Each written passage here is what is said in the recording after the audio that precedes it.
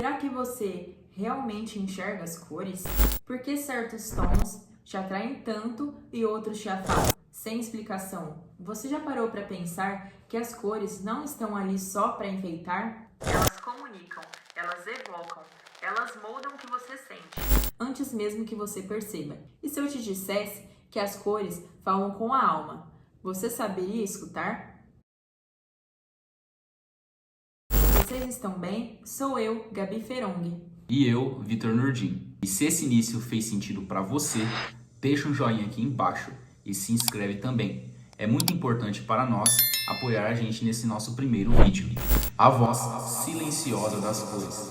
Dizem os antigos que toda cor carrega um espírito. E só aqueles que verdadeiramente olham conseguem escutar o que ela diz. Há quem veja as cores como um detalhe, mas há também quem as sinta como presença. Eu morava numa casa que a parede dela era, dentro dela era tudo muito amarelo, sabe?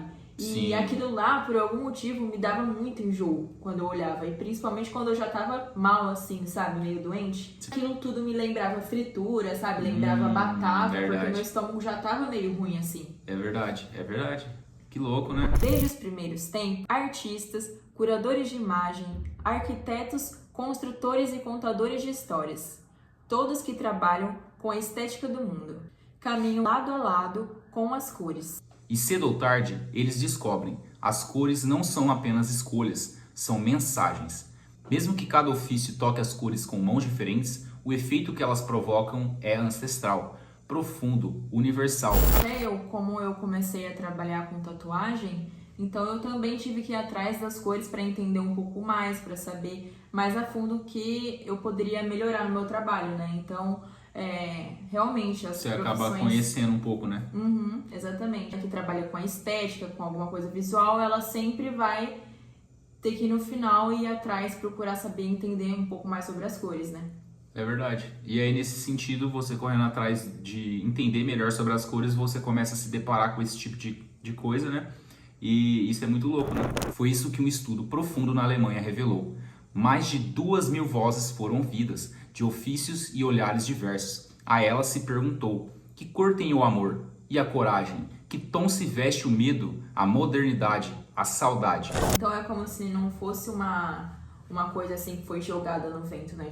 Foram lá, fizeram uma pesquisa, várias pessoas deram as mesmas respostas, né? Pra mim o vermelho significa isso. É algo que realmente faz sentido e que não é simplesmente da cabeça. Acho que muitas pessoas ali que estão assistindo pensam dessa forma, mas não sabiam que isso poderia ser um estudo ou algo realmente palpável, né? E como se guiados por algo maior, os sentimentos encontraram abrigo nas cores certas. Do amarelo ao violeta, 160 estados da alma foram nomeados pela linguagem silenciosa da cor. E o que se descobriu foi algo precioso.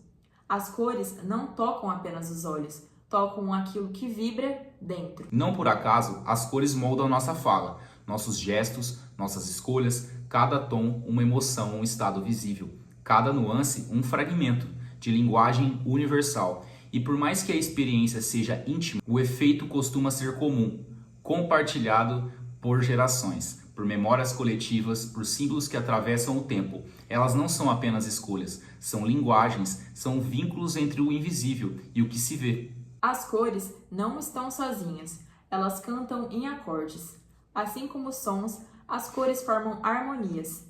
Chamamos isso de acorde cromático, o encontro de cores que, juntas, produzem uma sensação. Por exemplo, o vermelho e o azul formam um som, entre aspas, né, nas cores. Eles transmitem alguma coisa. Por exemplo, se o Superman, se ele fosse todo vermelho ou se ele fosse todo azul, ele ia transmitir uma coisa totalmente diferente do que ele transmite sendo vermelho e azul, né, junto. Exatamente. E outra também, a proporção, né, igual você falou, a proporção das cores também passa uma sensação. Então é uma coisa muito, muito complexa, porém é uma coisa que, se você for parar para pensar, estudar, faz todo sentido, e a gente vê isso em todo lugar. A gente vê em tudo isso, né? É esse conjunto que define se o vermelho será paixão ou agressividade, se o verde será veneno ou cura, se o amarelo trará sol ou o incômodo. Cada cor carrega múltiplos rostos e só o contexto revela qual deles vai aparecer. Eu achei isso daí muito interessante. No caso ali, a mistura de cores faz todo sentido, né? Porque você vê muitos personagens, né? Que você vê as cores que eles misturam e passam sensações totalmente diferentes, né? A mesma cor tem o poder dela mesma ser oposta a ela. É muito interessante isso. Somado a outras cores. Tipo, por exemplo, o verde é veneno ou cura. É verdade. Entendeu? Verdade. Faz nesse sentido, sim. O amarelo, como fala, é luz ou é incômodo. Sim, depende do contexto. Não, você já imaginou o Flash amarelo? Todo amarelo não, mas ele tem a versão dele toda amarela, se não me engano. É? Tem, só que ele é tipo um reverso. Ah, nossa, que legal. Eu acho que tem o Flash reverso, alguma coisa assim, é verdade. A gente assistiu o filme lá também, tem o Flash reverso. Eu não sei se é amarelo, posso estar enganado também. Mas eu sei que o Flash tem o vermelho e tem o amarelo, né? Tipo, eu não consigo imaginar o Flash todo amarelo, eu não sei, é estranho. É estranho. É tipo você ver o Superman de preto. Sim. Só que ele tem a versão de preto, sabia? Eu não sabia, não. Ele tem a versão de preto, só que é quando o Superman, acho que se eu não me engano, morreu a Lois Lane e ele tá todo puto da vida. Foi o que me veio na cabeça, tipo, nossa, versão de luto do Superman. É um outro universo à parte. É todo o simbolismo também, e sem falar que, se eu não me engano, a cor do Superman vem muito por causa da bandeira americana, né? O Homem-Aranha também. A bandeira americana. Que também tem uma sensação que quer passar pra todo mundo, sabe? O sentimento invisível das cores que funciona, tá lá, só que as pessoas elas não conseguem dar nome, mas tá lá. A mesma tonalidade se transforma conforme as companhias que a cercam. Um azul sozinho é contemplativo, com o dourado torna-se nobre, com cinza introspectivo. É o acorde cromático que compõe o sentimento invisível de uma imagem, de um espaço, de uma experiência. A cor nunca está só, ela vive entre sentidos. Nenhuma cor é neutra, cada uma traz um símbolo, um estado de presença.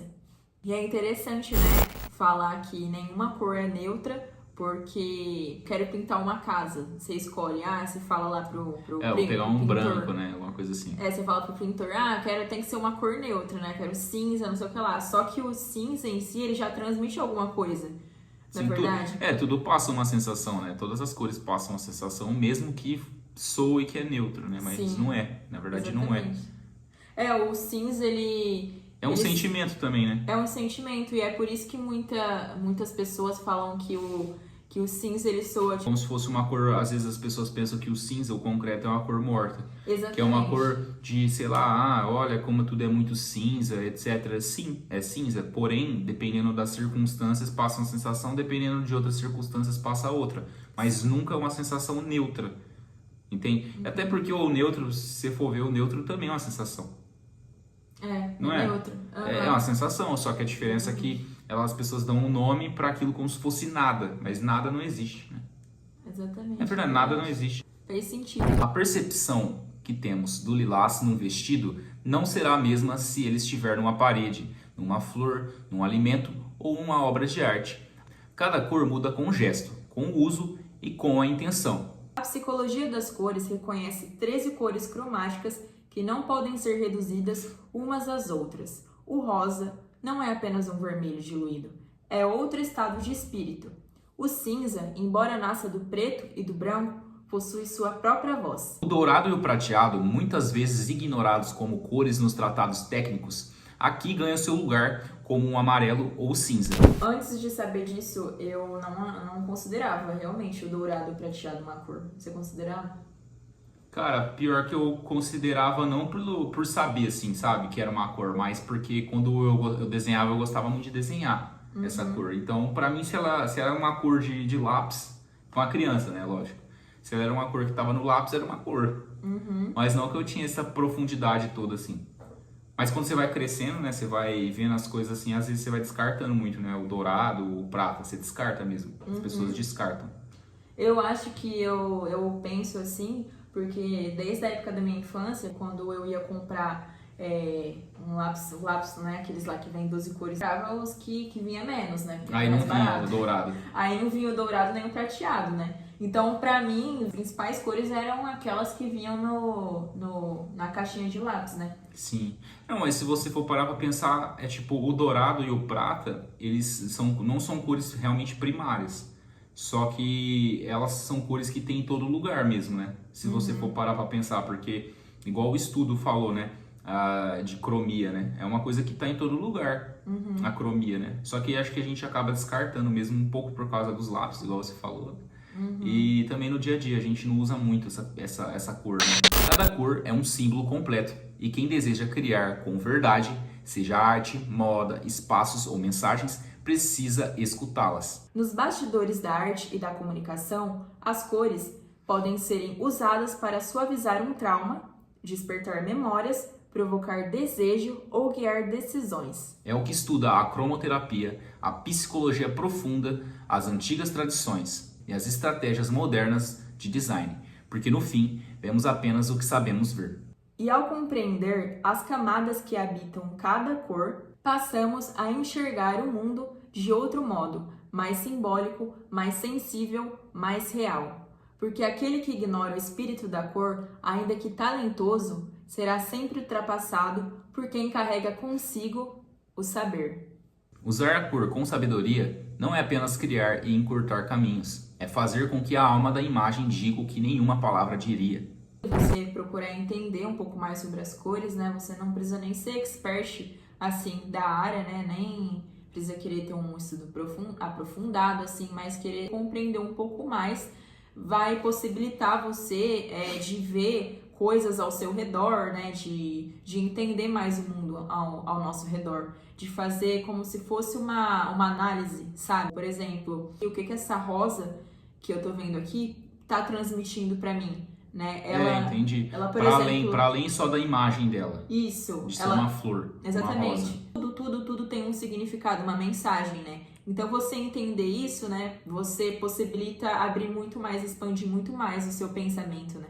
Com certeza. E você consegue enxergar coisas que você não enxergava antes através desse conhecimento, né? O que as coisas realmente comunicam, né? Porque nada é por acaso, né? Nada é por acaso. Se você for pegar até grandes marcas, vou pegar um exemplo tipo assim, um exemplo meio doido, né? E simples até ao mesmo tempo, né? As marcas usam isso toda hora. Cores. E essas cores já estão na natureza e também a natureza também passa uma sensação. Então, eu acredito que seja muito interessante a gente aprender sobre isso e sei lá, buscar uma certa curiosidade a respeito disso, né? Do que está aí no mundo. E se cada cor guarda uma mensagem, o que será que o azul está tentando te dizer? No próximo vídeo, a gente mergulha nele. E talvez o azul não seja só cor. Talvez ele guarde algo que você sempre sentiu, mas ainda não sabia nomear. Vemos vocês lá!